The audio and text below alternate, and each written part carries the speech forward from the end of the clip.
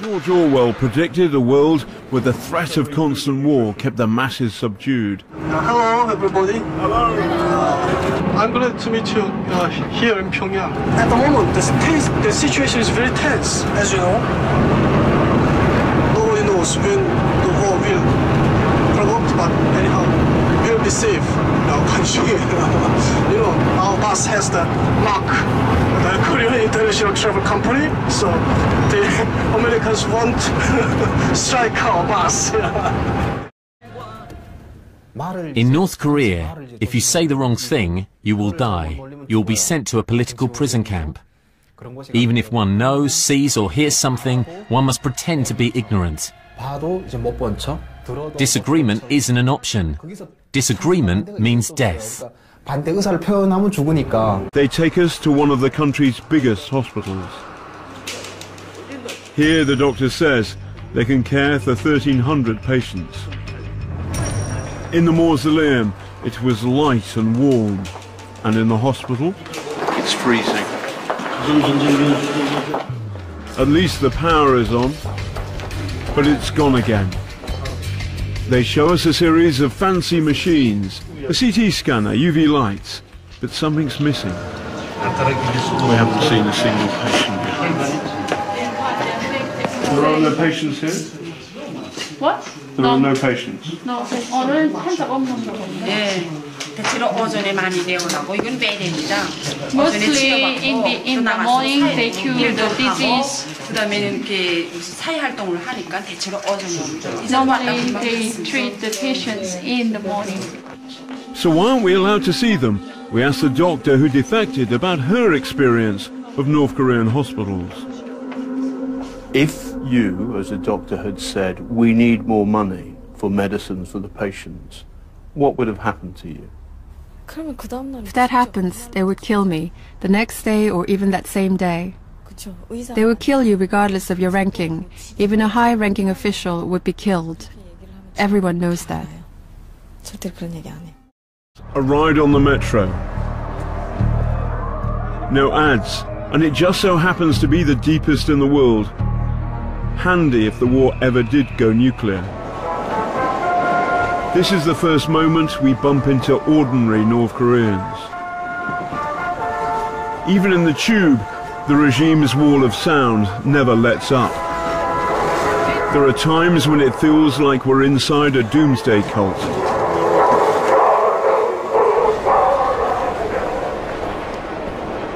The papers are full of warmongering and martial songs. Artillery of the Sacred Mountain will have its answer.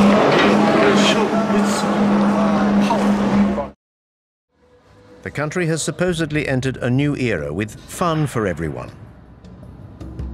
At least, that's the image that the authorities want to display to foreign visitors. On the outskirts of Pyongyang, this equestrian center is Marshal Kim Jong-un's latest creation. This equestrian center is for the benefit of everybody. Workers, employees, old people, and even small children. Nothing is left to chance. There's no room for improvisation. I'm on my way. They want to see the merry-go-round. Get everything ready quickly and let the others know. We're on our way. A visit to Marshal Kim's latest folly. A ski resort 200 kilometers from Pyongyang. His time studying in Switzerland gave him a taste for winter sports. The regime has spent $300 million on the construction of this complex. But Kim Jong-un has also achieved his objective of circumventing the embargo on leisure goods imposed by the international community. We have 10 ski slopes here at the Masik Resort, 9 for professional skiers and 1 for beginners. We started building these slopes in May 2013, and we finished on the last day of December 2013. That's what the Marshal required, and we achieved it. Our leader even promoted our resort all over the world.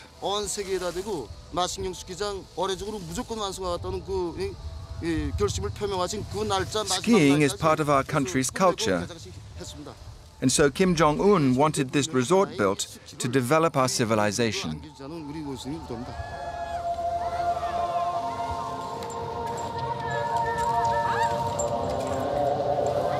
But who in North Korea can afford the luxury of a holiday here? No one is willing to explain the circumstances of their stay here. The resort was designed with the people in mind, and the prices too have been set with the people in mind. In Marshal Kim Jong-un's socialist country, money remains a taboo subject. Only 5,000 North Koreans are estimated to have the means to use this resort.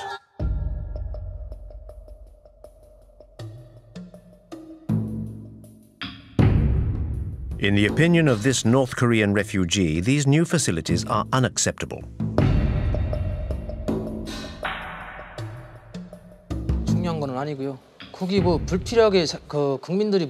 It's all so ridiculous.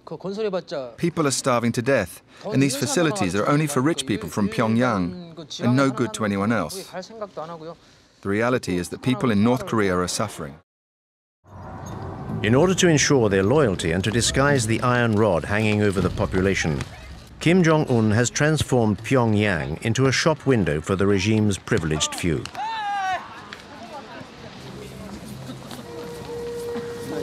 These Pyongyang citizens are an essential part of the regime's rhetoric, at its very core. Students, teachers, and high-ranking military officers whose loyalty is beyond question. These men and women from the capital's elite are the only people allowed to meet foreigners. Like the Park family, a couple of university professors hand-picked by our guides. The Park family's exemplary conduct has enabled them to move into this block of flats. I'm still emotional talking to you now. We used to live on Mansadong Hill over there, in a flat on the 15th floor of a building, where those two statues of our leaders are. We were given this apartment on the 2nd of July 2012. Marshal Kim Jong-un came to visit us on the 4th of September 2012. He looked at every room, even the bathroom. He turned on the tap and the water ran freely, so he was very pleased. I couldn't believe how lucky I was to be able to live in a flat like this. When our Marshal Kim Jong-un visited us, I even asked him, "Dear leader, why is it that a family like ours is allowed to live in such a luxurious apartment?" The Marshal said, "In our society, teachers and their families are the people who are entitled to the greatest respect. If people like you can't benefit from living in a place like this, then who can? You deserve to live here." That's what the Marshal told me. A model flat for a model family. Happiness, North Korean style, is, like everything else, stage managed.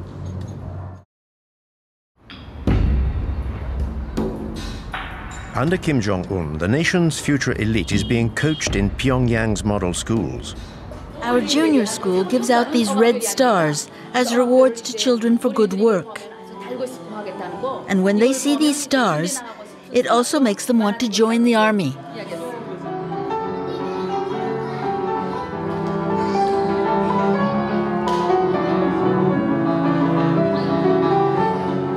In this way, youth is molded to the regime's ideology from an early age and plays a vital role in its propaganda. The children have to be adorable. They're cosseted and well-fed. These are the regime's privileged few, the keepers of its eternal future.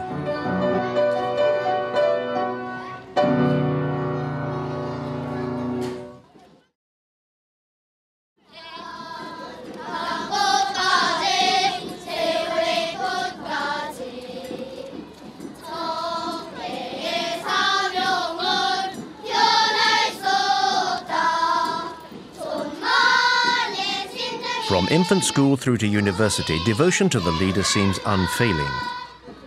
But all the parades, songs and smiles hide another reality. The images that we filmed in North Korea give no insight into how this enigmatic country really works. Only North Korean refugees who have fled their homeland can genuinely shed light on the country's everyday life. What your footage shows is children who are all at the same level. The ones who lead the parades on the streets of Pyongyang are psychologically groomed throughout their time at school, and usually they have access to better facilities, owing to their parents' position, because it's a privilege to lead parades like this through the streets of the capital.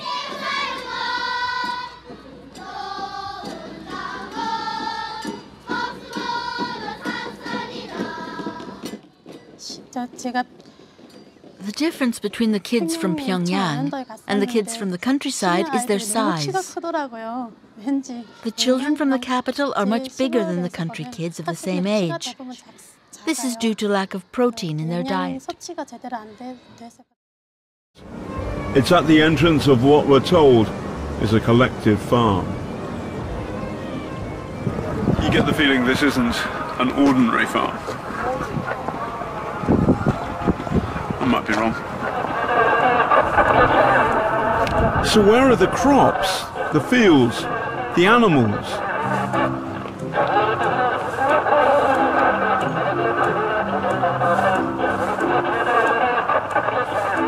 Instead, propaganda drums out from loudspeakers all day long.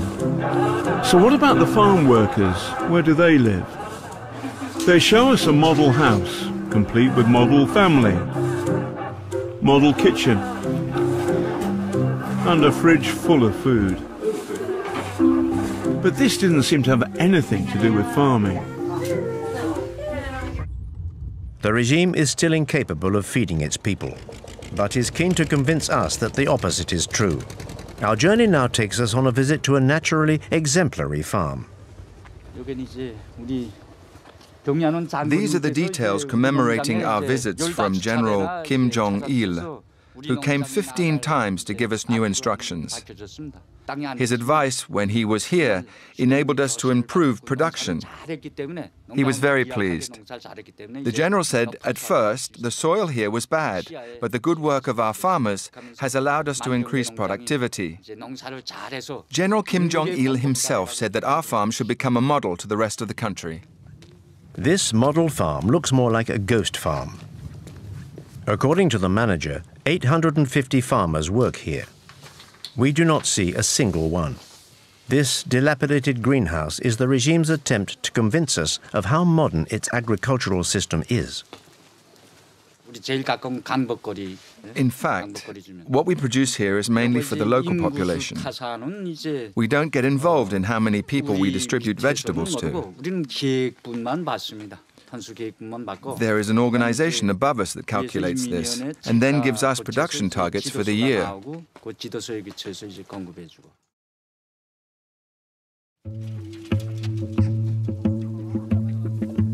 But the targets set by the authorities are unattainable. In order to help the farmers, the regime takes its inspiration from the Maoist model and sends the army into the fields. As soon as our training is over, we go into the country to work with the farmers. We usually help with pricking out rice or planting corn. Every regiment is billeted to a farm near its barracks. The commanding officer might say, this barracks, you go to this farm, or whatever. After the corn harvest at the end of October or beginning of November, we return to barracks to start our winter training. In March 2012, Kim Jong-un introduced a reform which allowed farmers to keep half of what they grew. It has emerged that North Korea's daily food rations have dropped well below the global recommended average and are even lower than the regime's target.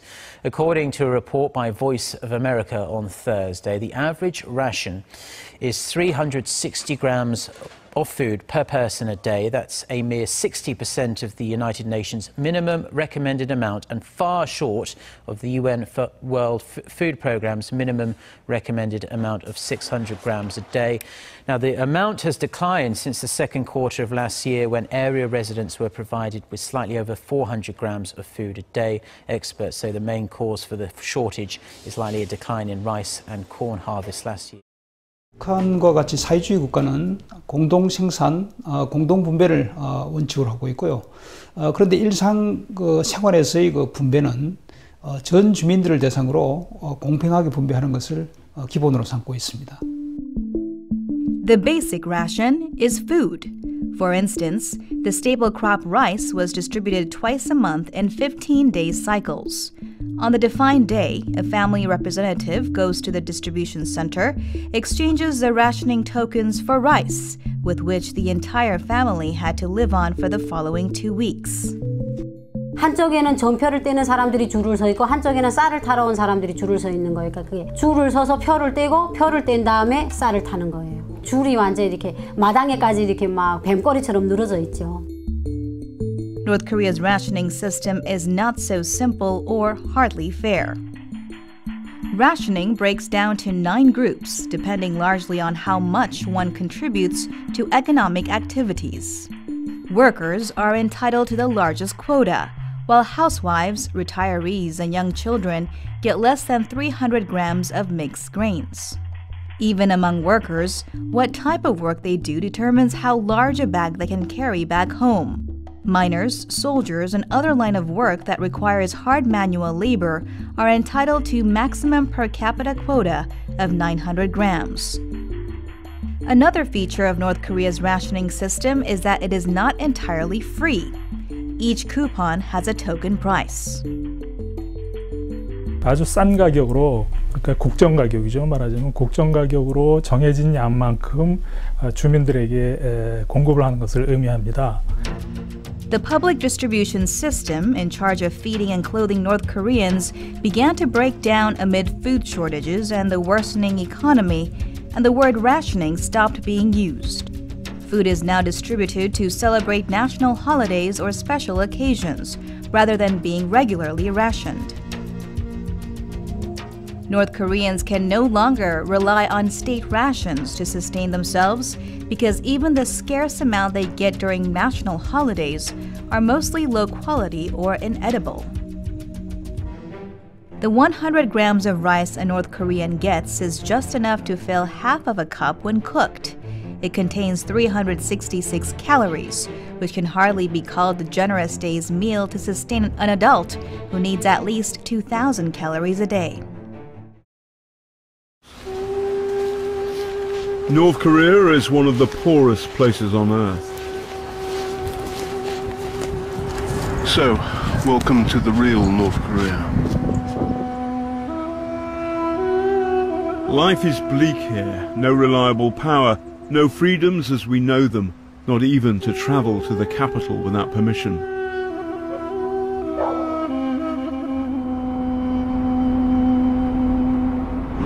Please don't take photos. The more we see, the worse it gets. Our tour guides are anxious for us not to capture the poverty. No photos, no photos. Here, a woman washes clothes in an icy river. People scavenging in mud. And if this is a market, there wasn't much on sale. No smoke from this chimney. It looks as though it's been idle for some time. Good morning, Pyongyang, until we switch on the TV news. 조선인민군 최고 사령부는 지금 이 시각부터 미국 본토와 하와이, 감도를 비롯한 태평양군 작전 전구안의 미제 침략군 기지들과 남조선과 그 주변 지역의 모든 적 대상물들을 타격하게 된 모든 야전 포병군 집단들을 1호 전투 군무 태세에 진입시키게 된다. This is what the fuss is all about, the border with South Korea. Today it doesn't feel like a battlefront. No movement, no maneuvers, no big guns. But the DMZ's history is at the root of the North's current paranoia about America. In 1950, North Korea, supported by Stalin and Mao, invaded the South. The Americans, the British and others helped the South fight back. Bombardments by tanks, and here by Canadian gunners, have been effective in blasting the Reds from strong positions. 3 years later and 1 million dead, the border was back to where it had been, the 38th parallel. Commander Kim Jong-un is very young. He has declared, if our enemies dare to light even the smallest fuse of a war, Korea will strike a lethal blow, which will definitively unite the country. Reunification of our nation is the most fervent wish of every Korean.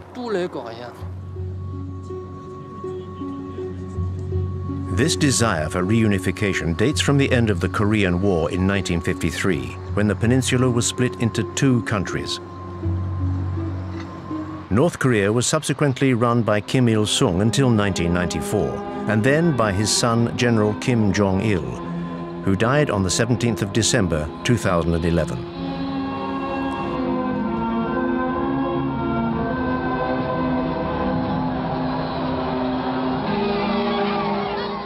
Generalissimo Kim Il-sung is still the leader of the country. But he's a corpse. I'm sorry, you don't understand the North Korean ideology, the religious nature of this. He is a kind of god.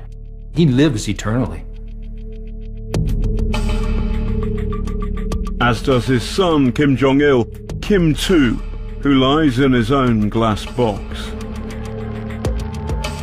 When he died nearly 2 years ago, his younger son, Kim Jong-un, then 28, took over the family firm.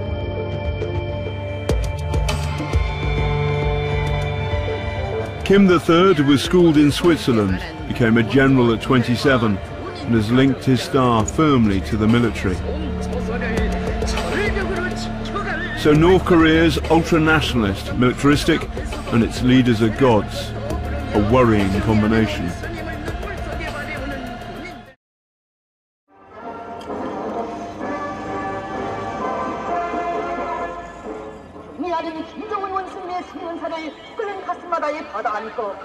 조서와 일터마다에서 새로운 자립을 바라보는 세차게 일으켜 나가고 있는 지금 건설 부문에서도 신의 봉화가 타오르고 있다. 경량 원숭이의 10년차를 넘게 맞들고 송청강 기관식 발전소 건설상과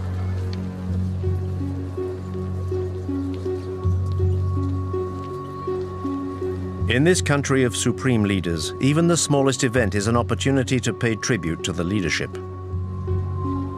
Under North Korea's totalitarian system, there is no other choice.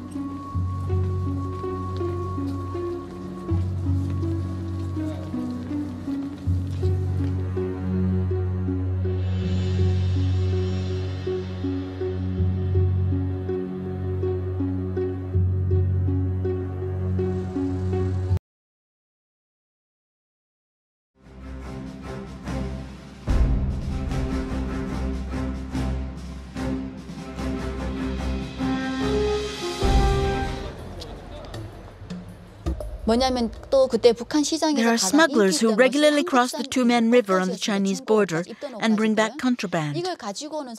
I went into business with a bunch of friends, and I remember everyone copying and burning South Korean DVDs brought in from China, and then selling them in the markets. In North Korea, buying DVDs like this is expressly forbidden and goes against the regime and the law. It is actually dangerous to even own them. But there are fewer controls in the evening, so people get together around 10 or 11 and stay up until dawn, watching recordings of popular TV series. I remember a very popular South Korean series which showed a casino in a capitalist country. You saw money changing hands, which we'd never seen before. Because all you see on North Korean television is documentaries about Kim Il-sung and Kim Jong-il.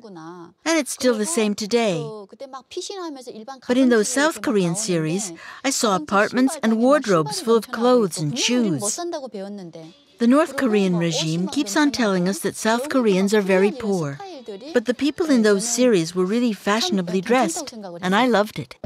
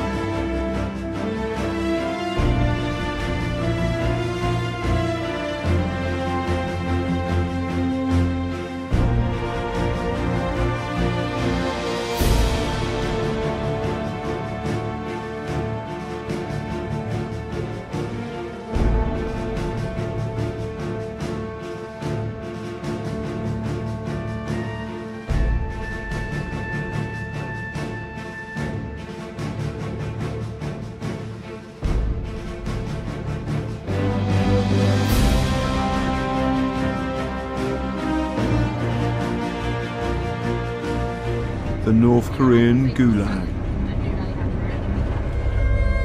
These shocking images appear to speak to life and death inside the regime's concentration camps. Panorama has tracked down a defector brave enough to go on camera to tell his story. Young Gwang-il was a prisoner in Camp 15. How did they bury the dead in the winter when the ground is cold? No, we don't bury them. We leave the dead bodies in a warehouse till April. We bury them in April. When we go to bury them, they're already rotten and totally decomposed. So they're shoveled like rubbish and buried. How many bodies in one hole in the ground? Up to 70 to 80 people. Has the new leader acted to close down the Gulag? Far from it. Defectors say the camps are getting bigger, not smaller.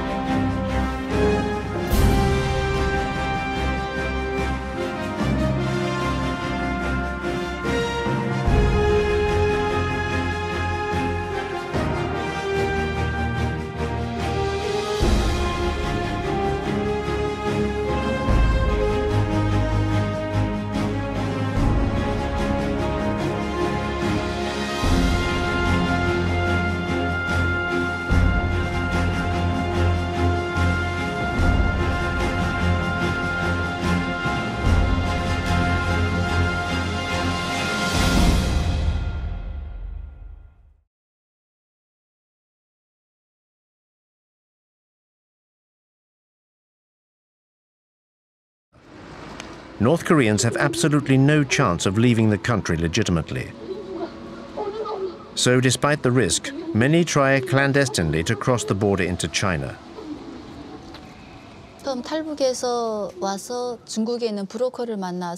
The first time I fled North Korea, I met a middleman when I arrived in China and was sold to a Chinese farmer.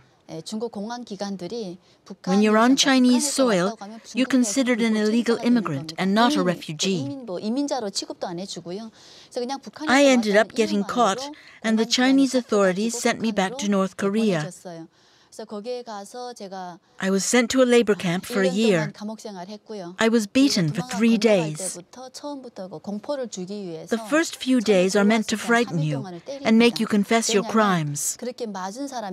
Once you've confessed, you're sent to a labor camp or to prison. When they were torturing me, they prevented me from sleeping, and they hit me here, in the eye. When I was a border guard on the Tumen River, it was my job to catch fugitives. We were posted along the Chinese border in groups of 3. When we caught a fugitive, we took them to our guard post, where we recorded the time and date at which we'd captured them. Then the fugitive was interrogated by our boss and transferred to the Department of Security. If the prisoner was starving, we could be lenient. Otherwise, they were sent straight to prison or the labor camp. All I did was hand them over to my superiors. We were rewarded for each fugitive we caught.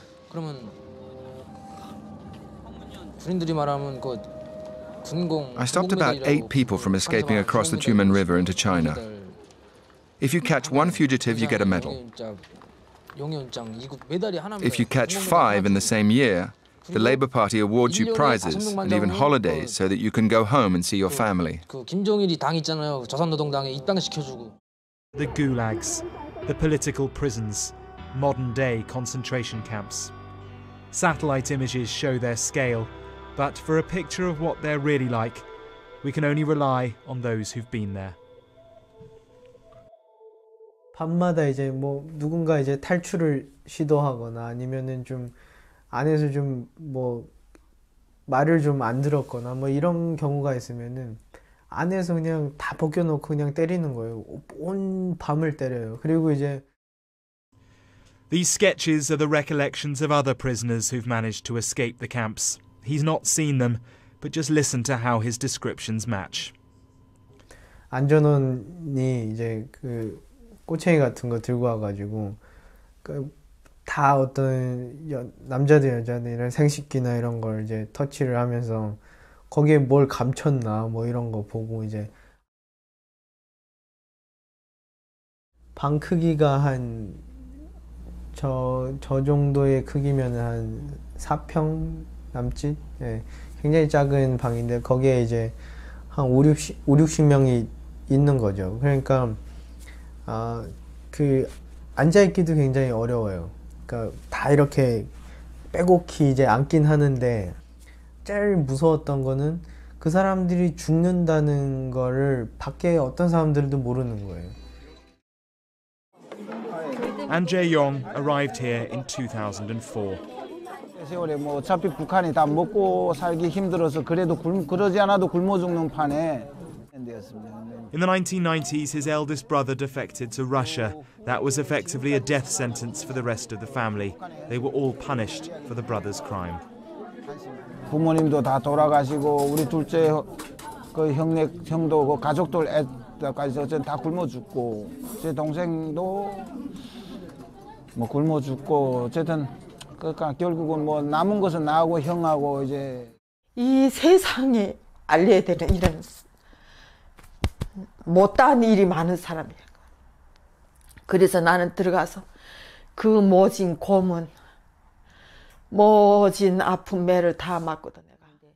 석 벗기는 동시에 앞을 잠깐 이렇게 봤는데 끝이 없는 쫙 그래서 이런 현관처럼 복도인데 벽 쪽에 쫙 이렇게 자그마한 철문들이 다닥다닥 이렇게 요만한 간격을 붙은 거 보니까 그게 바로 그 죄수들 들어가는 그 감방이더라고.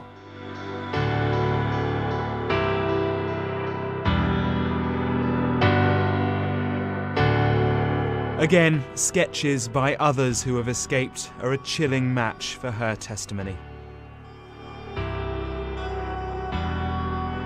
그 감방 자체가 사람이 키로 된 감방이 아니고 사람이 앉으면 약간 이렇게 공간이 이렇게 그래서 이렇게 개 나가고 개 들어오고 개 구멍처럼 그렇게 했는데 내가 다른 감방 형태는 몰라요. 내가 있던 감방은 그래서 내가 딱 하나만 이렇게 앉아서 요만한 깔개를 하나 주고 그 옆에 오줌똥을 이렇게 사고 막 피 자국이 톡. She lived like this for 2 years. She counted the days on the wall in blood. 내리국길 하나씩 해주는 거예요. 다 빠지기 시작하니까 제일 바쁘던 게 이 엉덩이 살려 꼬리뼈가 살이 다 빠지고 꼬리뼈가 더 길어지고 하니까 그 꼬리뼈가 콘크리트에 이렇게 대와가지고 거기 이제 이렇게 진물에 피에 이렇게 나가지고 거기 자꾸 전염되면 이렇게 헐게 되면 이제 허는 거 이게 국창에 있는 게 썩어 들어가면 이렇게 해서 이거 못 들고. All this for being caught trying to escape her country. 그렇게 하니까 이 머리채를 그때 이렇게 이랬는데 머리채를 이렇게 감아가지고 저 책상 모서리에 찢더라고. 짐승보다 더 악랄해요. 짐승보다. 사람이 사람을 어떻게 그렇게. Hyun Hak-bong is North Korea's ambassador to the UK. He represents the North Korean government and its policies, and he agreed to a rare interview with us. Well, those guys who made the wrong against the government, needs to be punished. But we don't have labor camps. Actually, we have education camps, all right? Not camps, the education place. It is a denial repeated again and again by North Korea. Western countries say that we have labor camps, but that is not true. A United Nations report released in February concluded beyond doubt that the camps exist. Systematic, widespread and gross human rights violations have been and are being committed by North Korea, it said. And the gravity, scale and nature of these violations reveal a state that does not have any parallel in the contemporary world. Unspeakable atrocities. But we've heard from witnesses who are willing to speak and to recall their hell. Their words provide a unique record.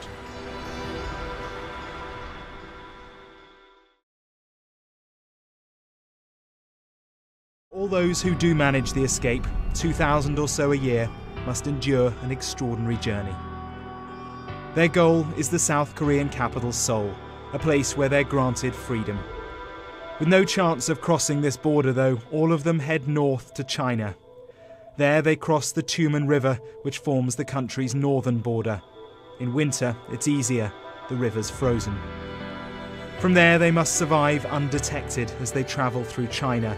If caught, the Chinese send them straight home.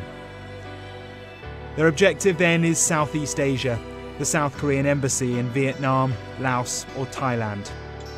There they'll be granted their freedom, a passport and a flight to Seoul.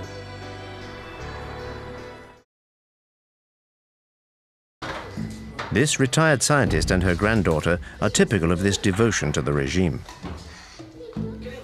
What are your feelings towards the Marshal? Like everyone else, I feel that Marshal Kim Jong-un is the embodiment of our destiny. He is our future and a father to us all. You foreigners could never understand how much we venerate our Marshal. The whole Korean population places its future and destiny in his hands. It is thanks to Marshal Kim Jong-un that I am wealthy and can live like this. In fact, maybe you know the song which speaks of the rise of our young nation and tells how our country will be built by the people under the guidance of Comrade Kim Jong-un. Thanks to him, our future will be brilliant and socialism will triumph.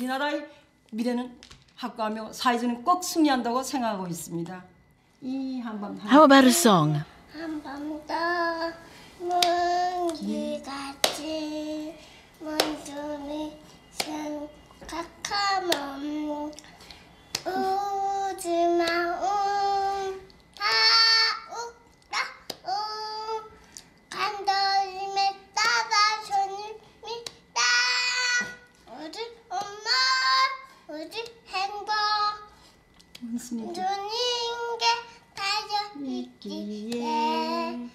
아침 저녁 소원은 하나 원수님의 안녕입니다.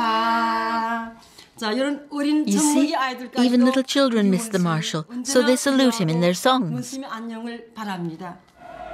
The devotion is quite extraordinary, hard to understand, hard to explain. But Mr. Park says it's simple. 그게 존경하고 사랑해서가 아니고 내가 거기서 눈물을 흘려야 될 때는 눈물을 흘려야 되고 외쳐야 될 때는 외치지 않으면 정치적 감투를 씌우고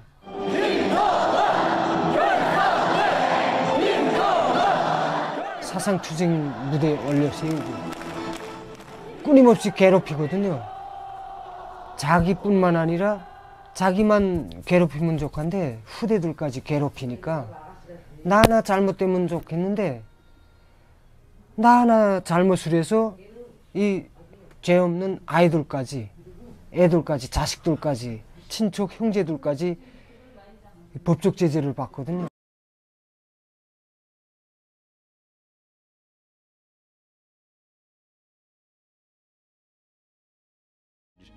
South Korea uses nearly 14 times more power than its neighbor to the north. The only light that appears in North Korea? This one tiny spot, which is where their capital and largest city of Pyongyang is located.